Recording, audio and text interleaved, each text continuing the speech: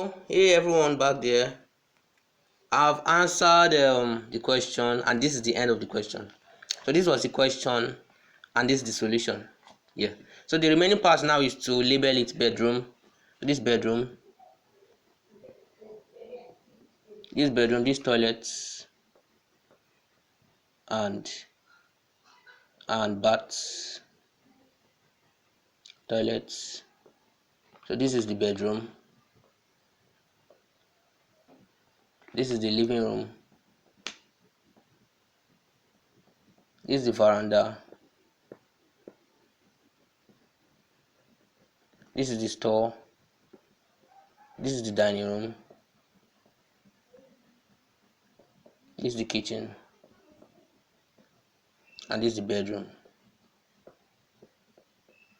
So now, as I said earlier, these are your windows. So and I forgot to tell you that you have to line in your windows like this. So you line in your windows like this. So these are your windows, these are your doors, and this is the end of the question. WAEC 2021 technical drawing building question. So this is the question and this is the answer.